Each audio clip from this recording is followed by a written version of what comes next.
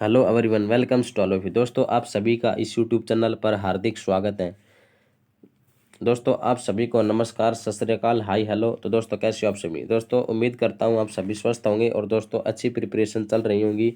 तो दोस्तों, हम बात कर रहे थे दोस्तों मिडिवल हिस्ट्री की, और मिडिवल हिस्ट्री में दोस्तों हमने कवर कर लिया था गुलाम वंश यानी गुलाम डायनेस्टी यानी स्लेव डायनेस्टी। तो दोस्तों, अब हम नेक्स्ट जो डायनेस्टी है उसकी बात करेंगे। तो दोस्तों, उसका जो नाम है वो क्या है? खिलजी डायनेस्टी। और दोस्तों, इसका जो रूलिंग पीरियड है ना वो कितना है? 1290 से 1320। 1290 से 1320 क्या है दोस्तों इसका रूलिंग पीरियड है। यहाँ पे देखिए 1290 से 1320। और दोस्तों, ये जो रूलिंग पीरियड है ना, ये जो मिडिवल यानी जो दिल्ली सल्तनत में है ना, दिल्ली सल्तनत में सबसे कम जो रूलिंग पीरियड है ना वो किसका है दोस्तों? खिलजी डायनेस्टी का है। यानी 30 साल है दोस्तों इनका जो रूलिंग पीरियड है ना वो कितना है? 30 साल। क्योंकि दोस्तों इससे पहले हमने गुलाम वंश पढ़ा था, और गुलाम वंश जब हमने पढ़ा था तो गुलाम वंश का जो रूलिंग पीरियड था वो कितना था? 1206 से 1290 था। यानी दोस्तों ये किसका था? गुलाम वंश का यानी स्लेव डायनेस्टी का रूलिंग पीरियड था। तो दोस्तों, जो स्लेव डायनेस्टी है, स्लेव डायनेस्टी का दोस्तों जो अंतिम सुल्तान था यानी जो अंतिम इसका जो रूलर था वो कौन था दोस्तों? कैमूर्स। तो दोस्तों, कैमूर्स की हत्या करके दोस्तों जो नया जो रूलर बनता है वो कौन बनता है दोस्तों? जलालुद्दीन फिरोज खिलजी। और दोस्तों ये अपना एक नया वंश इस्टेब्लिश करता है दोस्तों। इसका क्या नाम है दोस्तों? खिलजी डायनेस्टी। तो दोस्तों, अब हम चर्चा करेंगे दोस्तों खिलजी डायनेस्टी के बारे में। तो दोस्तों चलिए शुरू करते हैं। यहाँ पे देखिए दोस्तों, ये फोटो आपको जानी पहचानी नहीं लग रही थोड़ी? ये फोटो देखिए, आप ध्यान से देखिए दोस्तों, ये एक मूवी की फोटो है। तो दोस्तों, ये जो मूवी है उसका क्या नाम है दोस्तों? पद्मावत। दोस्तों, पद्मावत की जो पद्मावत में दोस्तों जो अलाउद्दीन खिलजी है ना उसकी ये फोटो है। रणवीर कपूर ने दोस्तों इसका रोल अदा किया था। तो दोस्तों इसकी हम बाद में चर्चा करेंगे। तो दोस्तों अभी वैसे मैंने आपको बताया है, ये फोटो सामने आ गई थी तो इस वजह से। तो दोस्तों चलिए करते हैं स्टार्ट। यहाँ पे देखिए दोस्तों, जलालुद्दीन फिरोज खिलजी। दोस्तों इसका जो रूलिंग पीरियड है वो कितना है? जलालुद्दीन फिरोज खिलजी का 1290 से 1296 के मध्य है दोस्तों इसका जो रूलिंग पीरियड है। दोस्तों मैं यहाँ पे लिख भी देता हूँ, 1290 से 1296। दोस्तों 6 साल का रूलिंग पीरियड है दोस्तों इसका, जलालुद्दीन फिरोज खिलजी का। और दोस्तों खिलजी वंश का जो संस्थापक है ना वो कौन है? जलालुद्दीन फिरोज खिलजी। और इसने है ना अपनी जो राजधानी थी ना, राजधानी कौन सी बनाई थी दोस्तों? किलोखरी। किलोखरी को अपनी राजधानी बनाया था। और इसका जो फर्स्ट अटैक था वो कौन सा था दोस्तों? 1293 में। 1293 में इसने अटैक किया था। कहाँ किया था अभी बताता हूँ आपको। अभी देखिए तो दोस्तों, 1293 में इसने अटैक किया था देवगिरी पे। देवगिरी, देवगिरी पर आक्रमण।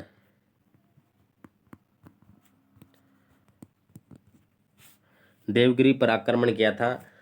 और जो देवगिरी था ना, देवगिरी कहाँ है? महाराष्ट्र में है। और देवगिरी का जो रूलर था उस समय वो कौन था? देवगिरी का जो रूलर था ना वो उस समय था रामचंद्र देव। रामचंद्र देव। उस समय जो देवगिरी था ना, देवगिरी का जो रूलर था वो था रामचंद्र देव। और दोस्तों ये जो था ना फर्स्ट मुस्लिम अटैक था कहाँ? साउथ में। साउथ में यानी दक्षिण में ना, दक्षिण में फर्स्ट, दक्षिण में पहला पहला मुस्लिम आक्रमण था ये। मुस्लिम आक्रमण, पहला मुस्लिम आक्रमण था। तो दोस्तों जब इसने अटैक किया था जलालुद्दीन फिरोज खिलजी ने, कहा 1293 में अटैक ऑन देवगिरी। देवगिरी यानी महाराष्ट्र में अटैक किया था। तो इन दोनों के बीच में संधि हो गई। किस किस के बीच में? जो अलाउद्दीन खिलजी है ना, अलाउद्दीन खिलजी प्लस रामचंद्र के बीच में। क्योंकि दोस्तों ये जो अटैक किया था ना ये जलालुद्दीन फिरोज खिलजी ने किया था, लेकिन उसका जो लीडरशिप यानी जिसका जो सेनापति था वो कौन था उस समय? ये था अलाउद्दीन खिलजी। और अलाउद्दीन खिलजी और इसके रामचंद्र के बीच में दोस्तों क्या हो गई थी? एक संधि हो गई थी। उसके बाद में इनका मामला था ना वो रफा दफा हो गया। ठीक है भाई, हम दोनों ने संधि कर ली, ठीक है, तू इसने जो डिसाइड कर लिया था ना संधि के अंतर्गत, जो भी इन्होंने डिसाइड किया था उसके अधीन शासन सही चल रहा था। तो दोस्तों थोड़े दिन बाद में क्या होता है, रामचंद्र पे है ना दोबारा अटैक कौन कर देता है दोस्तों, अलाउद्दीन खिलजी कर देता है। वो स्टोरी मैं आपको आगे बताऊंगा। फिलहाल हम इसी जो जलालुद्दीन फिरोज खिलजी है ना उसी की बात करेंगे। तो 2000 में किसने क्या किया, इसने 2000 जो मंगोल आक्रमण था ना, एक बार क्या हुआ दोस्तों, जलालुद्दीन फिरोज खिलजी ने ना जो फोर्थ मंगोल अटैक था ना 1296 में हुआ था। यहाँ पे मैं लिख देता हूँ 1296 में जो फोर्थ अटैक था ना, फोर्थ अटैक 1296 में हुआ था मंगोलों का। दोस्तों जो सबसे फर्स्ट अटैक था ना वो किसके शासनकाल में हुआ था। तो दोस्तों जो एक्चुअलिटी जो है ना वो तो था बहराम शाह के समय में, लेकिन जो सबसे पहले जो मंगोल आए थे ना भारत में वो आए थे इल्तुतमिश के शासनकाल में आए थे। तो दोस्तों 1296 में जो फोर्थ अटैक होता है मंगोलों का, तो इसमें क्या करता है जो जलालुद्दीन फिरोज खिलजी है ना, इसे नियंत्रित करने के लिए अलाउद्दीन खिलजी को भेजता है, और अलाउद्दीन खिलजी क्या करता है मंगोलों को पराजित कर देता है, और मंगोलों को पराजित करके कहाँ लौट जाता है, करा यानी कड़ा नामक स्थान का जो ये है ना इख्तियार बना दिया जाता है जलालुद्दीन फिरोज खिलजी के द्वारा, और मंगोलों को पराजित करके वहाँ लौट जाता है। लेकिन इस बार क्या हुआ, मंगोलों के जो 2000 सैनिक थे ना, मंगोलों के 2000 सैनिक दिल्ली आ गए थे, और दिल्ली आकर इन्होंने क्या किया, जो जलालुद्दीन फिरोज खिलजी है ना, जलालुद्दीन फिरोज खिलजी से यहाँ रहने की शरण मांगी, क्योंकि ये दिल्ली में ही रहना चाहते थे। तो जलालुद्दीन फिरोज खिलजी ने कहा कि आप सारे के सारे लोग इस्लाम धर्म कबूल कर लीजिए, अगर आप सारे एक साथ इस्लाम धर्म कबूल करते हैं तो मैं आपके लिए दिल्ली में एक अलग से शहर बसा दूंगा। और इन्होंने इस्लाम कबूल कर लिया। तो दोस्तों क्वेश्चन एक ये भी पूछा जाता है कि जो 2000 जो नवीन मुस्लिम्स है ना, इनको क्या संज्ञा दी गई थी, नवीन मुस्लिम्स कहलाई थी दोस्तों, यानी ये न्यू मुस्लिम्स।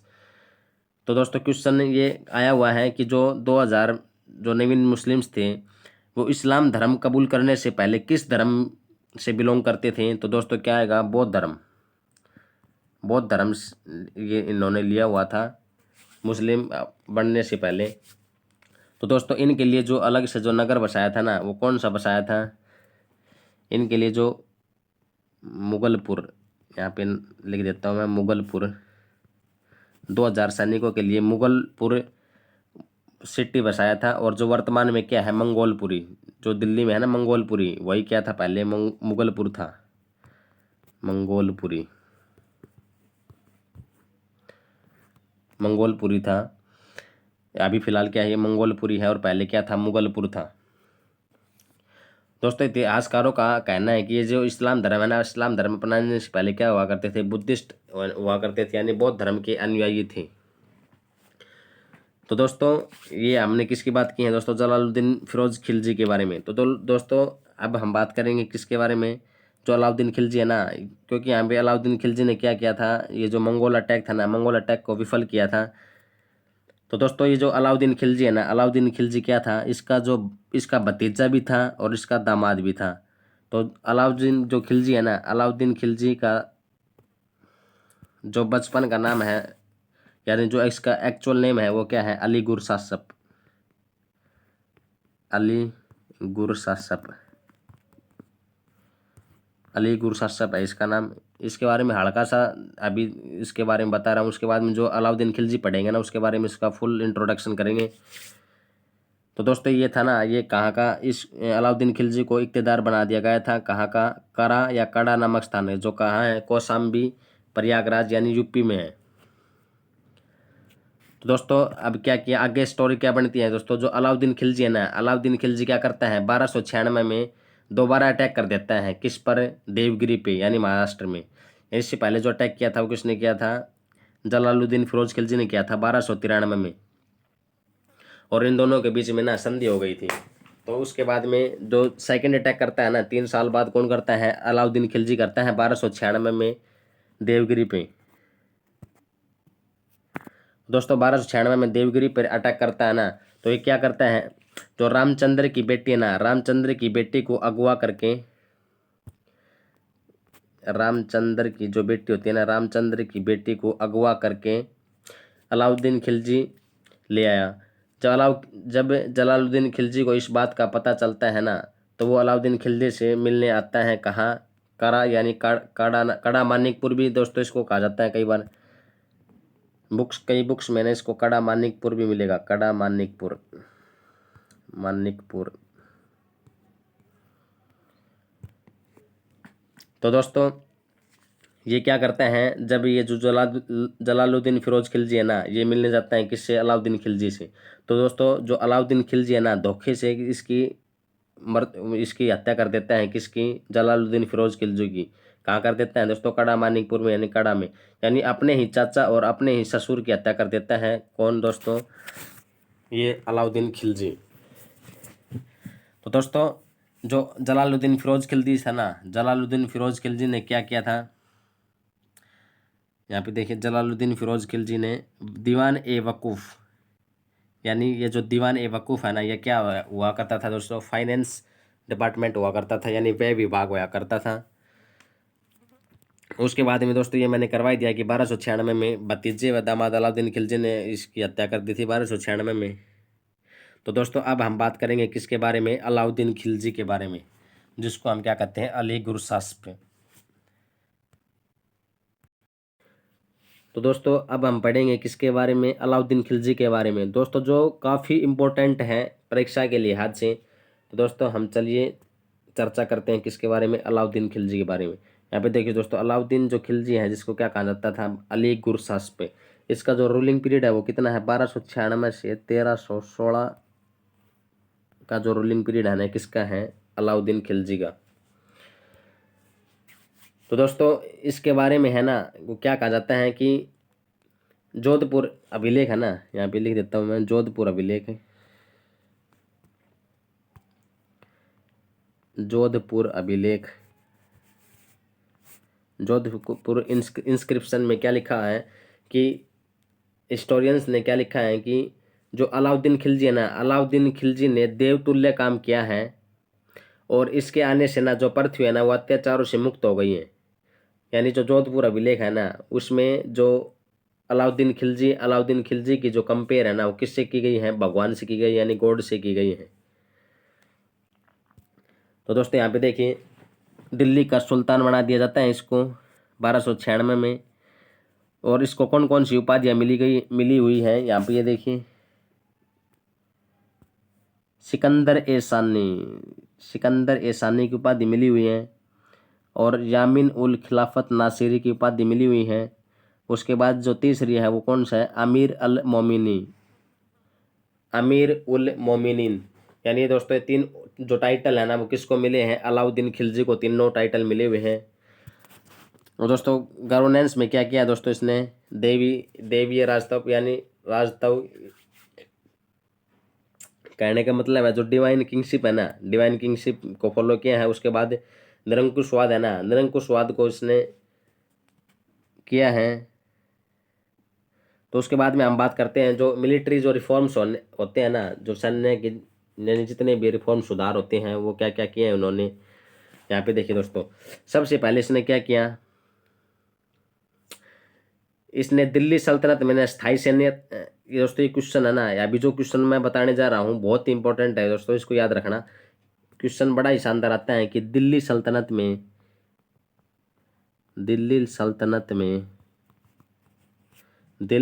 में स्थायी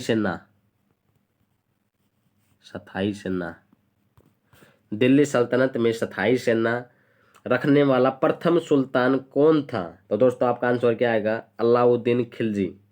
दोस्तों बहुत इंपॉर्टेंट क्वेश्चन है कि first sultan of Delhi who had a standing army, यानी दिल्ली सल्तनत का वह प्रथम सुल्तान कौन था जिसने स्थायी सेना रखी थी।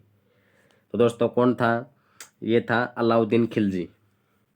और उसके बाद में इसने क्या किया, स्थायी सेना तो रखी, इसके साथ क्या किया इसने, started paying salaries to army, यानी आर्मी को ना, यानी जो सेना को नकद वेतन दिया इन्होंने, सेना में नकद वेतन, सेना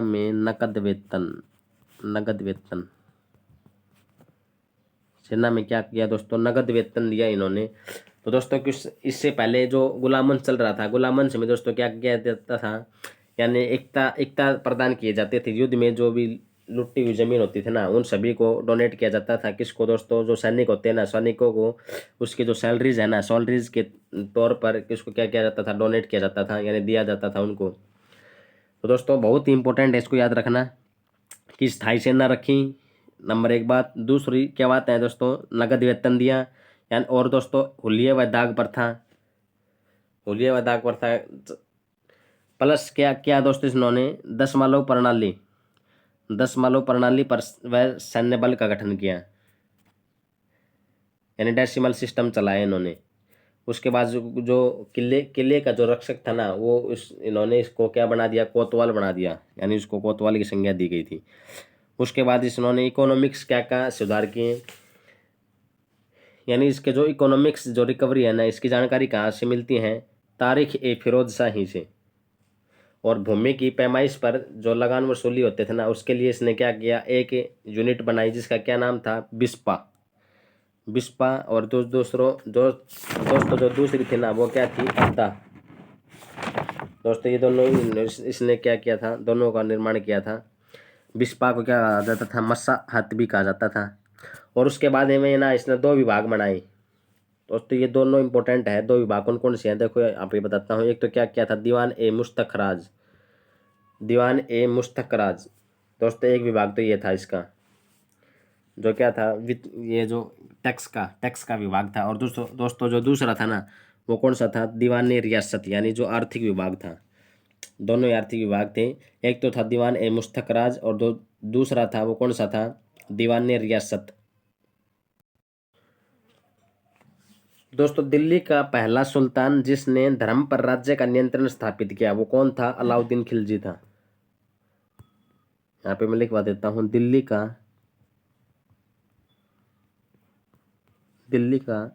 पहला सुल्तान,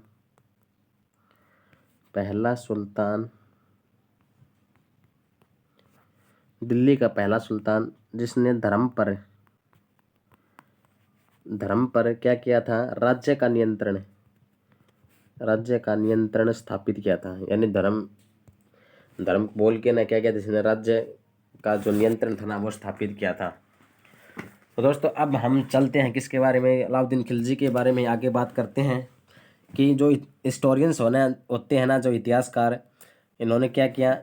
इन्होंने इसके बारे में लिखा है कि इसने शुरुआत धोखे से की हो, लेकिन इसका जो डेवलपमेंट है ना, यानी जो विकास है, वो परोपकारिता से हुआ है। और जनता के लिए इन्होंने क्या किया? अच्छी अच्छी नीतियाँ, जनता के लिए क्या किया? अच्छी अच्छी नीतियाँ, जनता के लिए अच्छी अच्छी नीतियाँ शुरू की, और धीरे धीरे साम्राज्य का विस्तार करना शुरू किया। दिल्ली सल्तनत को उत्तर भारत से दक्षिण भारत तक ले जाने वाला पहला सुल्तान। ये देखिए दोस्तों बहुत इंपॉर्टेंट क्वेश्चन है। जो दिल्ली सल्तनत है ना, उसको उत्तर से, यानी नॉर्थ से साउथ, दक्षिण, उत्तर से दक्षिण तक ले जाने वाला पहला जो सुल्तान है ना दिल्ली सल्तनत का, वो कौन है? अलाउद्दीन खिलजी हैं। जो कश्मीर से तमिलनाडु तक दिल्ली सल्तनत को लेकर गया था, यानी कश्मीर, यानी जो ऊपर जो नॉर्थ इंडिया ना, नॉर्थ इंडिया से साउथ इंडिया लेकर गया था।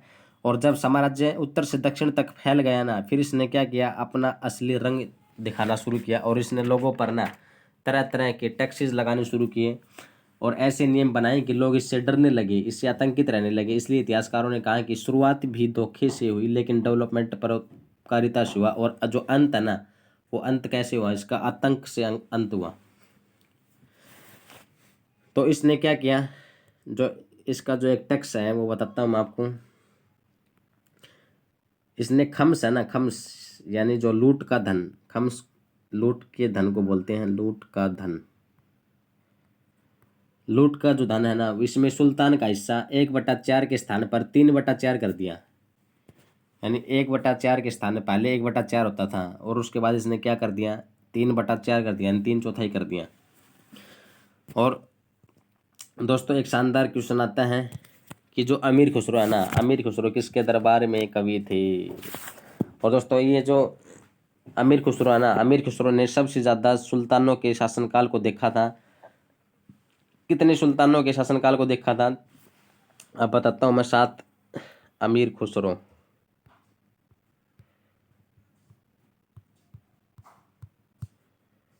अमीर खुसरो। अमीर खुसरो जिसको क्या कहा जाता है, तोता ए हिंद, हिंद का तोता, तोता ए हिंद। अमीर खुसरो क्या कहा जाता है, तोता ए हिंद। और इसने क्या किया दोस्तों, दिल्ली के ना 7 सुल्तानों का शासनकाल देखा था सबसे ज्यादा इसने, प्लस इसके जो गुरु थे ना निजामुद्दीन औलिया, दोनों ने ही दिल्ली के 7 सुल्तानों का शासनकाल देखा था। और इसने क्या किया, 8 वर्ष की आयु में ना ये कविता रचने लगा था। और इसकी जो अंतिम रचना थी ना वो कौन सी थी, अंतिम रचना थी इसकी अमीर खुसरो की तुगलकनामा, तुगलकनामा। अंतिम रचना अमीर खुसरो की कौन सी थी, तुगलकनामा। तो हम अब बात करेंगे किसकी, अमीर खुसरो के बारे में ही बात करेंगे। अमीर खुसरो, अमीर खुसरो का जो जन्म है ना वो कहाँ हुआ था, पटियाली, पटियाली एट्टा, एट्टा जो कहाँ है अब, जो उत्तर प्रदेश में है, पटियाली एट्टा। और जो पटियाली है ना अब क्या, पटियाली अब क्या बन गया है, कासगंज बन गया है। जो ये जो है अमीर खुसरो, अमीर खुसरो का जो शासनकाल है ना वो कहाँ से शुरू हुआ, बलबन के शासनकाल से शुरू हुआ था। इसका जो कैरियर है ना बलबन के शासनकाल से शुरू हुआ था। ये सर्वाधिक सुल्तानों के समकालीन रहे थे। इन्होंने है ना सबसे ज्यादा सुल्तानों के शासनकाल देखे थे दिल्ली सल्तनत में। और यहाँ पे देखिए ये क्वेश्चन इंपॉर्टेंट है, ये कई बार आया हुआ है प्रीवियस ईयर में कि क्या सितार व तबला, सितार प्लस तबला, सितार प्लस तबला दोनों वाद्य यंत्रों के आविष्कारक कौन हैं। इन दोनों का आविष्कार जो किसने किया था, अमीर खुसरो ने किया था। और इन्होंने क्या किया था, 2 बोली थी, एक तो थी खड़ी बोली, खड़ी बोली, खड़ी बोली प्लस कव्वाली, प्लस कव्वाली बनाने का श्रेय, प्लस कव्वाली बनाने का जो श्रेय है वो किसको जाता है, अमीर खुसरो को कहा जाता है। और इसने क्या किया था, जो कश्मीर है ना, कश्मीर को पृथ्वी का स्वर्ग कहा था, कश्मीर को पृथ्वी का स्वर्ग, पृथ्वी का स्वर्ग यानी paradise of earth, paradise of earth. क्योंकि एक बार जब अमीर खुसरो कश्मीर गए तो कश्मीर की ही खूबसूरती को देखकर अमीर खुसरो ने कहा कि गिर फिरदौस वारु ए जमी अस्तो अमी अस्तो अमी अस्तो अस्त, यानी धरती पर कहीं स्वर्ग है तो वो यही है, यानी कहाँ है, कश्मीर है। क्या क्या क्या कहा था दोस्तों इन्होंने, गिर फिरदौस वारु ए जमी अस्तो अमी अस्तो अमी अस्तो अस्त, यानी धरती पर कहीं स्वर्ग है तो वह कहाँ है, कश्मीर में है। और अमीर खुसरो ने उपाधि दी थी अलाउद्दीन खिलजी को सुल्तान ए जहां की। अभी दोस्तों देखिए मैं लिख देता हूँ अमीर खुसरो ने उपाधि दी थी, अमीर खुसरो ने उपाधि दी थी अलाउद्दीन खिलजी को सुल्तान ए जहां, सुल्तान ए जहां, यानी पूरे वर्ल्ड का जो सुल्तान है वो कौन है, अलाउद्दीन खिलजी, कौन है, अलाउद्दीन खिलजी हैं। और उसके बाद ये जो दोस्तों जो अमीर खुसरो है ना, अमीर खुसरो के जो गुरु थे वो कौन थे, हजरत निजामुद्दीन औलिया, हजरत निजामुद्दीन, हजरत निजामुद्दीन औलिया, जिन्होंने क्या कहा था, दिल्ली दूरस्थ, दिल्ली दूर है। दोस्तों कई बार आपने क्रिकेट मैच देखे होंगे ना, तो कई बार जो फाइनल मैच होता है ना उसमें ये वर्ड आपको कई बार सुने होंगे कि दिल्ली दूर है अभी तो, यानी जब झटके पर झटके जाता है ना और जब शॉट मारते हैं बंदे, तब ये जो बात है ना ये कई बार रिपीट हुई है दोस्तों। मैं भी कई बार मैच देखता हूँ तो वहाँ पे कहा जाता है दिल्ली दूरस्थ। तो दोस्तों ये जो दिल्ली दूरस्थ है ना, ये जो नारा है वो किसने दिया था, हजरत निजामुद्दीन औलिया ने। किसके उपलक्ष्य में दिया था दोस्तों ये, जब मैं तुगलक वंश करवाऊंगा ना, जब गयासुद्दीन तुगलक के बारे में कहते हैं ये, तो उसके बारे में बताऊंगा। तो दोस्तों आज जो अमीर खुसरो है ना, अमीर खुसरो की जो अंतिम इच्छा थी वो क्या थी कि मेरी मृत्यु के बाद जो मेरे गुरु की कब्र है ना, मेरे गुरु की कब्र के पास ही मुझे क्या किया जाए, दफनाया जाए, दिल्ली में जहाँ है कहाँ हजरत ए निजामुद्दीन औलिया। वहीं उसके बराबर में क्या है, अमीर खुसरो का मकबरा है। तो दोस्तों इसकी जो डेथ होती है ना, मोहम्मद बिन तुगलक के शासनकाल में इसकी डेथ हो जाती है। तो दोस्तों एक क्वेश्चन और इम्पोर्टेंट है इसके बारे में, किसके, अमीर खुसरो के बारे में। तो दोस्तों वो क्या है कि खुसरो पहला सुल्तान था, यानी पहला कवि था जिसने क्या किया था, भारतीय होने का दावा किया था। इसने कहा था कि भाई मैं भारतीय हूँ, इसका दावा किया था इन्होंने। तो उसके बाद में हम दोस्तों देखिए, कम वेतन पर बड़ी सेना, बाजार नियंत्रण पर इन्होंने क्या किया था, कंट्रोल किया था। यहाँ पे देखिए बाजार मूल्य नियंत्रण व्यवस्था। और दोस्तों इसकी जानकारी है ना वो कहाँ से मिलती है, तारीख ए फिरोज शाही जो किसने लिखा था, जियाउद्दीन बरनी ने। उसके बाद में खजाइनल उल फुतूह, ये किसने लिखा था, अमीर खुसरो ने। उसके बाद जो नेक्स्ट है वो कौन सा, फुतूह उस सलातीन, ये किसने लिखा था, इसामी ने लिखा था। तो दोस्तों इसने क्या किया, जो वस्तुओं के दाम है ना, दाम और जो राज्य के द्वारा दाम है ना उसको कंट्रोल किया, यानी उसको जो सही जो लिमिट है ना उसके हिसाब से किया। जैसे भाई हमारे जो गवर्नमेंट है वो क्या है, एमआरपी से है ना, एमआरपी से ज़्यादा कोई ले नहीं सकता। यानी जो भी कोई शॉपकीपर है ना, शॉपकीपर से पार्ले जी भाई 5 रुपये का आता है, उस पर फिक्स प्राइस है क्या कि 5 रुपये है, 5 रुपये से फालतू कोई देगा ही नहीं उसको। तो माप तोल का मानकीकरण किसने किया था, अलाउद्दीन खिलजी ने किया था। उसके बाद ये देखिए दोस्तों, मंडियों का गठन किया था इन्होंने। और जो मंडी प्रमुख होते थे ना उसको क्या कहा जाता है, सेना ए मंडी। जो मंडी प्रमुख होते थे ना उसको क्या कहा जाता था, सेना ए मंडी कहा जाता था। दोस्तों जो इसके जो अधिकारी थे, और दोस्तों जो बाजार में है ना, बाजार में मूल्यों का जो बाजारों का जो निरीक्षण करते थे उसको क्या कहा जाता था, बरीद कहा जाता था। सेना ए मंडी, यहाँ पे दोस्तों देखिए मैं आपको एक एक कर करके बता ही देता हूँ। सेना ए मंडी किसको कहा जाता था, बाजार अधीक्षक को कहा जाता था। बरीद, यहाँ पे देखो दोस्तों ये आ गया, बरीद या मुनहियर गुप्तचर को कहा जाता था। यानी जो गुप्तचर होते थे ना वो क्या करते थे, बाजार में घूमकर निरीक्षण करते थे, तो उसको क्या करता था, बरीद। नाजिर क्या है, नाजिर मापतोल अधिकारी हैं। उसके बाद में परवाना नवीस परमिट। उसके बाद मुहतसिब, ये क्या है, सेंसर हैं। उसके बाद में हम बात करेंगे कि जो आर्किटेक्चर है ना, आर्किटेक्चर से पहले दोस्तों हम बात करना चाहेंगे किसके बारे में, जो 1298 में ना इसका जो अलाउद्दीन खिलजी का अटैक किया था, किसने, कहाँ पर किया था, इसने गुजरात पर किया था। तो दोस्तों हम सबसे पहले उसके बारे में बात करेंगे, उसके बाद में इसके जो आर्किटेक्चर है उसके बाद में बात करते हैं। तो यहाँ पे देखिए दोस्तों 1298 में कहाँ गया था, गुजरात अभियान पर गया था दोस्तों। तो जब ये गुजरात अभियान पर गया था तो वहाँ से क्या किया, ये एक स्लेव खरीद कर ले आया, यानी एक गुलाम, जो इतिहास में काफ़ी फेमस है। और उसका क्या नाम था, मलिक काफूर। दोस्तों उसका क्या नाम था, मलिक काफूर नाम था। और इसको क्या कहा जाता है, 1000 दिनारी भी कहा जाता है, 1000 दिनारी। क्योंकि दोस्तों ये जो अलाउद्दीन खिलजी है ना इसको कितने रुपए में खरीद के लेकर आया था, यानी 1000 दिनार में खरीद के ले आया था। इसकी वजह से इसको क्या जाता है, 1000 दिनारी भी कहा जाता है।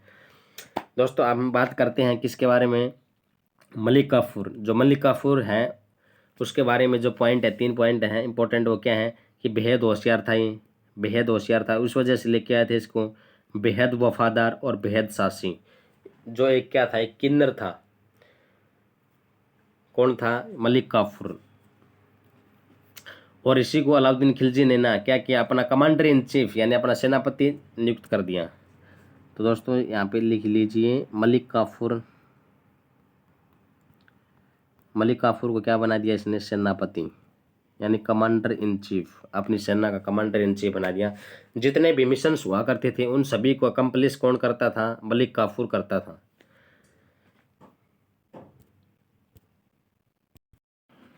तो दोस्तों अब हम बात करेंगे जो इम्पोर्टेंट जो अभियान है किसका, अलाउद्दीन खिलजी का। तो यहाँ पे देखिए दोस्तों 1303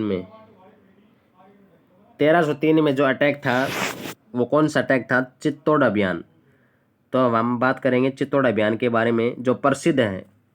और इसकी जो जानकारी है हमें किससे मिलती है, जो पद्मावत उपन्यास से, पद्मावत और दोस्तों जो पद्मावत जो फिल्म बनी हुई ना रणवीर सिंह की, उसको आप देखना, उससे आपको जो स्टोरी है ना, ये जो स्टोरी है वो आपको पता लग जाएगा। वैसी स्टोरी मैं इसमें वीडियो में बता दूंगा आपको कि क्या स्टोरी थी, कैसे क्या हुआ था।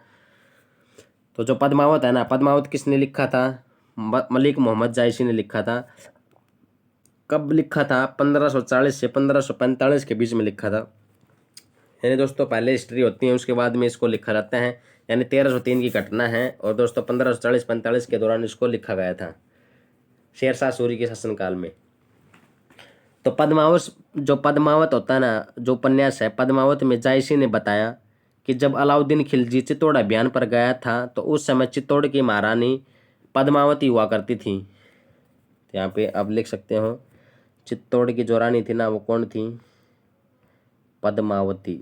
पद्मावती, महारानी पद्मावती थी, जो वहाँ के राजा महारावल रतन सिंह की पत्नी हुआ करती थी। और जो महारावल रतन सिंह की पत्नी थी वो सिंघल की राजकुमारी थी। तो दोस्तों ये सिंघल सिंघल किसको कहा जाता था उस समय में? सिंघल सिंघल श्रीलंका को कहा जाता था। यानी जो श्रीलंका से बिलोंग करती थी कौन? ये जो पद्मावती हैं। और इसको शादी करके कौन लेके आया था? महारावल रतन सिंह चित्तौड़, यानी महारानी बनकर आई थी कहाँ? चित्तौड़ की। लेकिन जो चित्तौड़ का ही राज पुरोहित हुआ करता था राघव चेतन। राघव चेतन, राघव चेतन चित्तौड़ का पुरोहित हुआ करता था।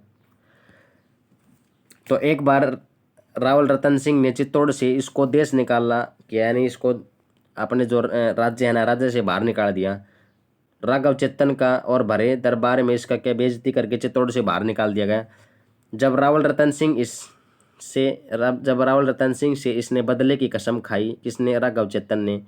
तो वो सीधा कहाँ चला गया जो दिल्ली सल्तनत है ना, दिल्ली सल्तनत में चला गया। और जब वो दिल्ली सल्तनत गया तो इतिहासकार बताते हैं, या फिर जो मलिक मोहम्मद जायसी है ना, वो पद्मावत में ऐसा लिखता है कि उसी ने सुल्तान अलाउद्दीन खिलजी को चित्तौड़ का रास्ता दिखाया और उसे प्रेरित किया चित्तौड़ पर अटैक करने को।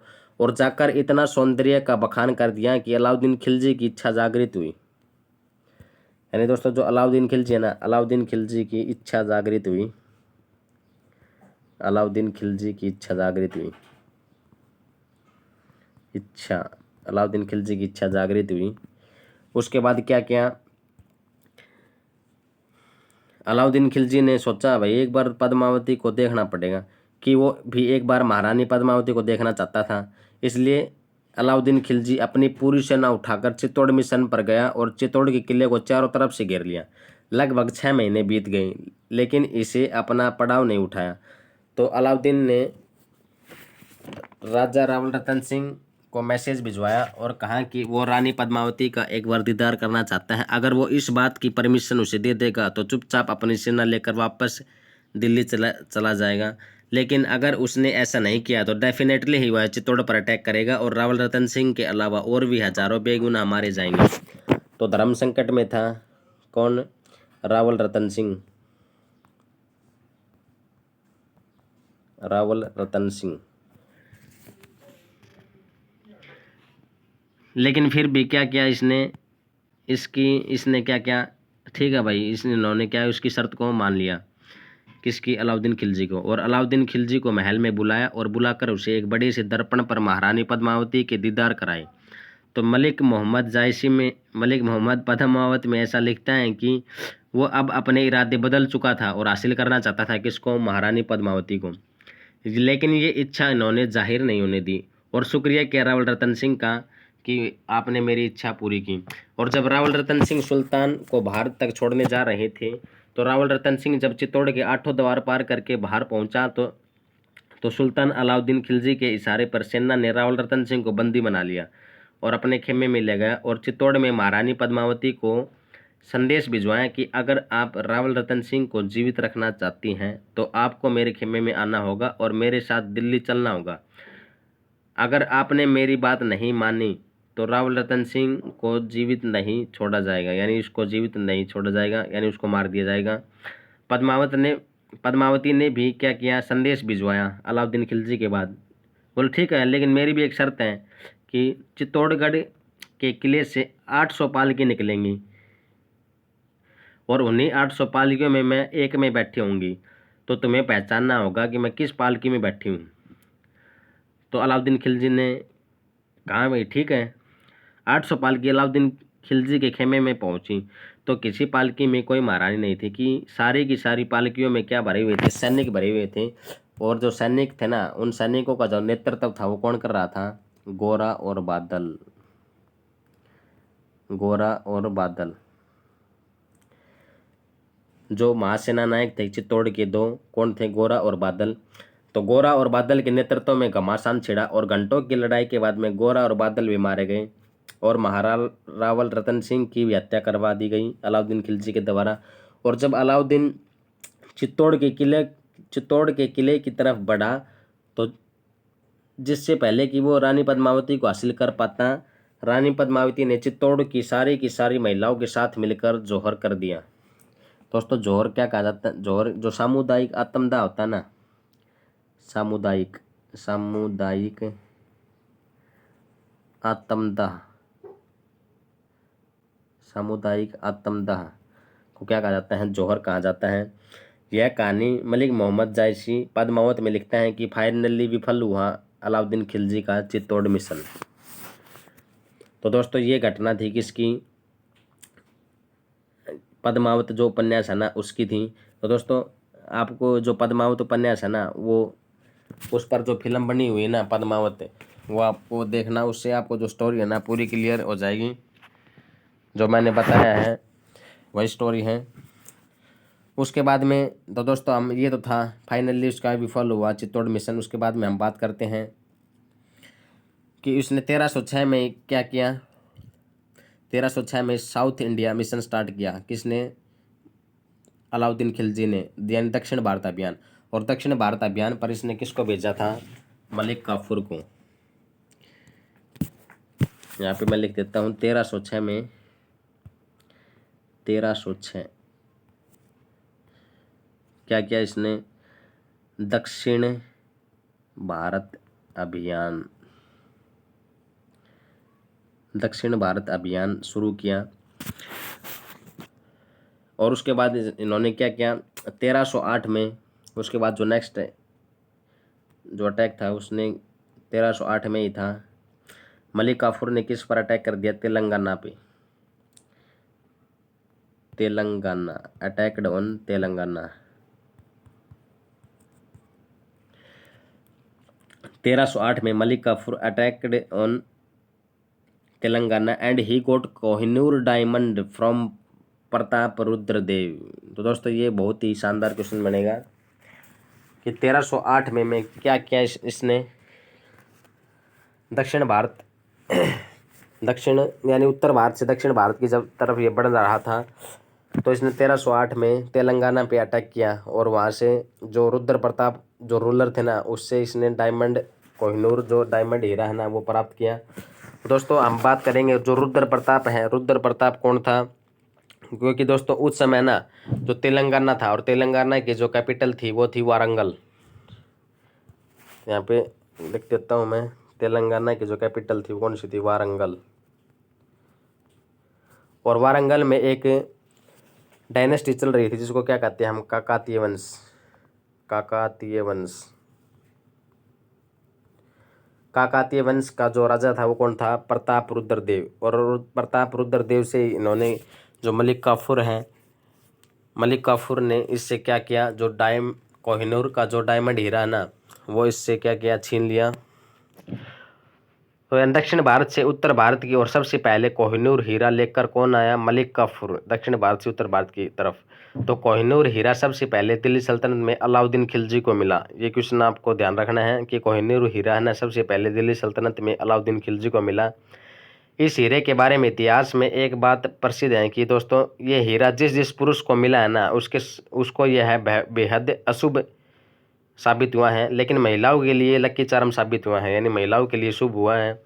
आखिरी बार जो कोहिनूर हीरा है ना दोस्तों, ये क्वेश्चन आपको पता होना चाहिए, जो आखिरी बार है ना, आखिरी बार जो कोहिनूर हीरा है वो 1849 में जो पंजाब के अंतिम शासक महाराजा दलीप सिंह महाराजा दलीप सिंह के पास था। और महाराजा दलीप सिंह ने क्या किया, ये जो हीरा है ना, कोहिनूर हीरा, ये किसको भेंट कर दिया, ब्रिटेन की जो महारानी है ना उसको, महारानी विक्टोरिया को।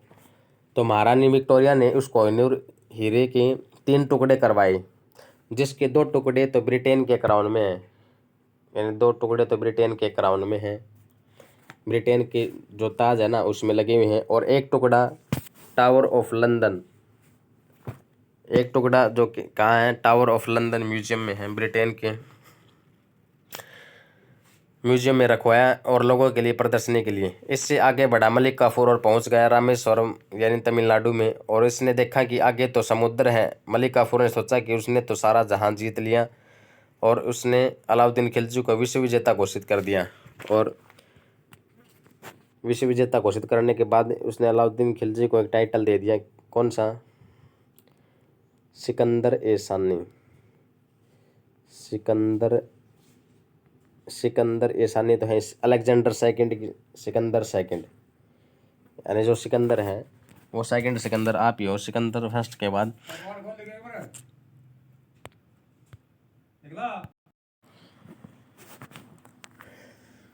तो दोस्तों इसने जो अलेक्जेंडर सेकंड यानी सिकंदर ए सानी की उपाधि, और उसके बाद में जो नेक्स्ट है, इसने क्या किया, fixed the prices of commodities in his market, यानी बाजार में वस्तुओं का मूल्य निर्धारित किया।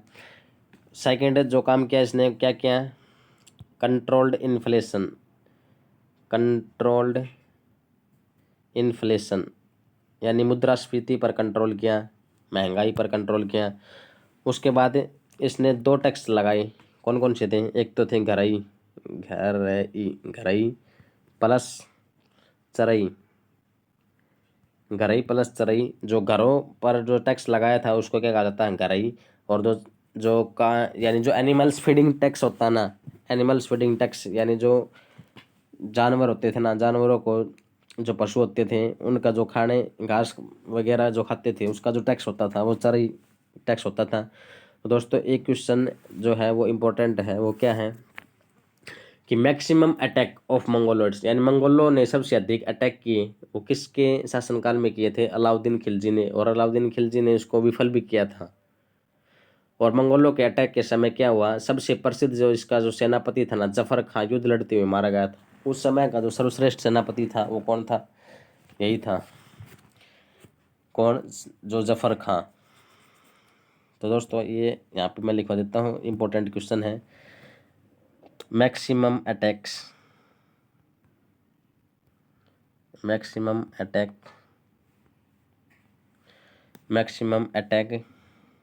ऑफ मंगोलों के जो सबसे अधिक अटैक थे ना वो किसके शासनकाल में हुए थे, अलाउद्दीन खिलजी के शासनकाल में हुए थे। तो दोस्तों अब हम बात करते हैं, इसने क्या एक नया टैक्स और लगाया था, वो क्या है, खराज टैक्स। खराज जो ये जो खराज टैक्स है ना, ये जो भूमि कर है, भूमि पर लगाया जाता था, भूमि पर। और भूमि में जो उपज होते थे ना, उपज का 50% देना होता था, किसको, 50% देना होता था खराज कर। भूमि कर होता था जो उपज का 50% होता था। और दोस्तों इसने क्या किया था, हुलिया ये दाग प्रथा स्टार्ट की थी, ये मैं पहले आपको बता चुका हूँ। और दोस्तों इसके बाद में जो हुलिया और दाग प्रथा है ना वो कौन अपनाता है, शेरशाह सूरी अपनाता है। यानी हुलिया जो दाग प्रथा है वो क्या है, आपको बताता हूँ अभी। हुलिया और दाग प्रथा है यानी जो सैनिकों के स्केच है ना, यहाँ पे लिख देता हूँ, हुलिया प्लस दाग, हुलिया दाग प्रथा, यानी सैनिकों के स्केच बनवाकर हमेशा अपने हुलिये को साथ में रखना कंपलसरी किया। और अलग अलग प्रांतों के घोड़ों पर प्रांतों के हिसाब से अलग अलग दाग लगाने की शुरुआत जो किसने की थी, अलाउद्दीन खिलजी ने की थी।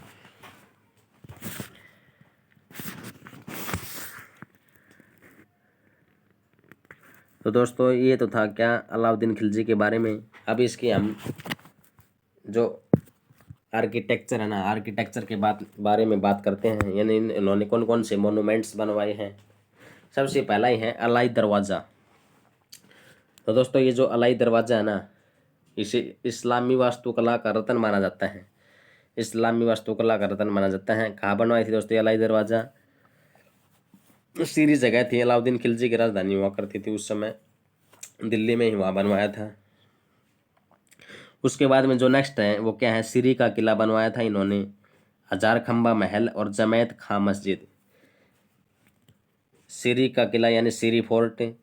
उसके बाद में जमैत खां मस्जिद, जो पूर्णतः इस्लामी में निर्मित प्रथम मस्जिद है।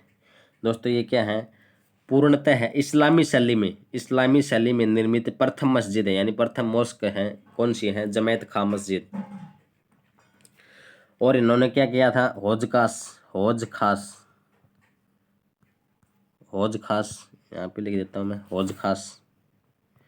हौज खास भी किसने बनवाया था? अलाउद्दीन खिलजी ने बनवाया था। हजार खंबा महल के बारे में हम बात कर चुके हैं। सीरी फोर्ट, अलाई मीनार हो गई, अलाई दरवाज़ा हो गया, ठीक है।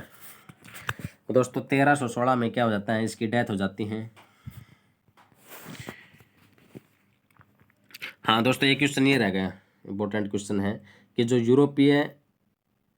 यूरोपीय यात्री आया था इसके समय में, मार्को पोलो, जो इटली का था।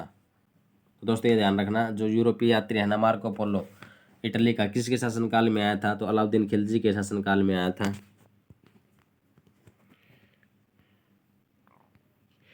तो दोस्तों 1316 में इसकी डेथ हो जाती है। इसकी डेथ कैसे होती है मैं आपको बताता हूँ। तो दोस्तों इसको है ना एक डिजीज हो जाती है, इसका क्या नाम है दोस्तों? कोड। तो कोड हो जाता है, तो इसी के आदेश पर इसका जो सेनापति था ना उस समय, जो मीर काफूर था, मीर काफूर क्या कर देता है, अलाउद्दीन खिलजी को मार देता है। और इसकी जो समाधि है ना, इसका जो टॉम्ब है, मकबरा, इसका जो टॉम्ब है वो कहाँ है? दिल्ली, यानी कुतुब मीनार के जो परिसर है ना, कुतुब मीनार के परिसर में ही है इसका जो टॉम्ब है।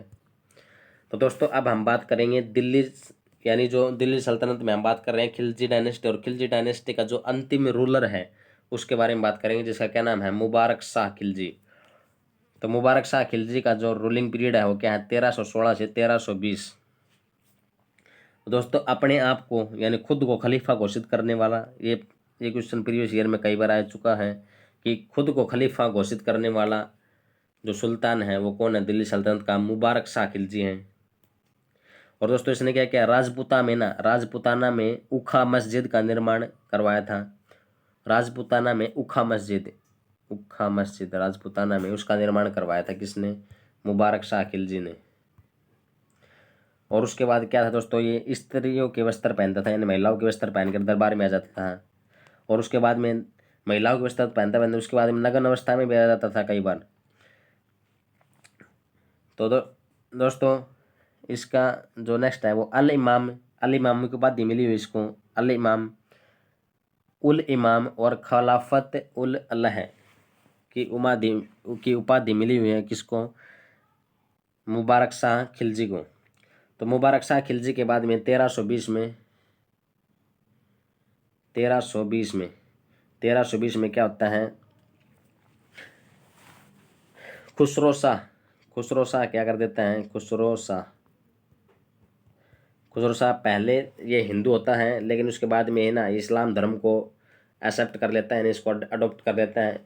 तो इसी के समय में ना पंजाब में ही दिल्ली सल्तनत का एक सूबेदार हुआ करता था, जिसका क्या नाम था? गाजी मलिक।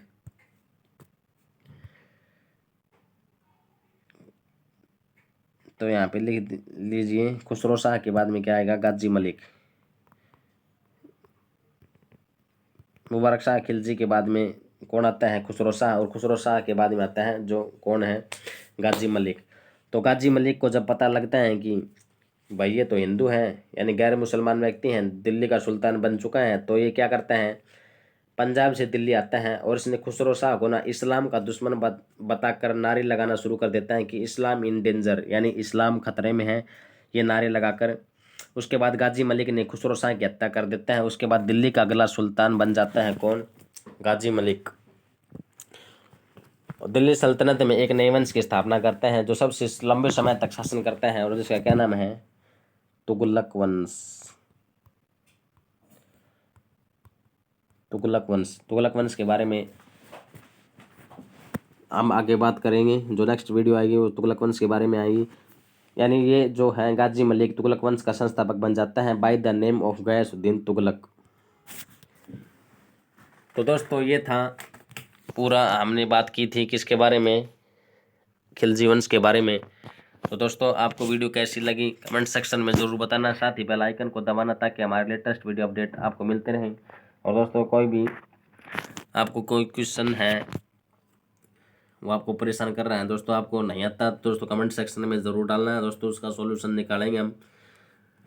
तो दोस्तों आज के लिए बस इतना ही, और दोस्तों कोरोना से बच कर रहें, मास्क वगैरह लगाते रहें दोस्तों। ये जो सिचुएशन है ना, बहुत ही पैंडेमिक सिचुएशन आई हुई है अब की बार दोस्तों, पिछले से भी ज़्यादा। जो इसका जो स्ट्रेन है कोरोना का वो बड़ा खतरनाक है। तो दोस्तों इससे बच कर रहें, घरों में रहें, स्टे सेफ स्टे हेल्दी। यानी दोस्तों जान है तो जान है। तो दोस्तों धन्यवाद, जय हिंद।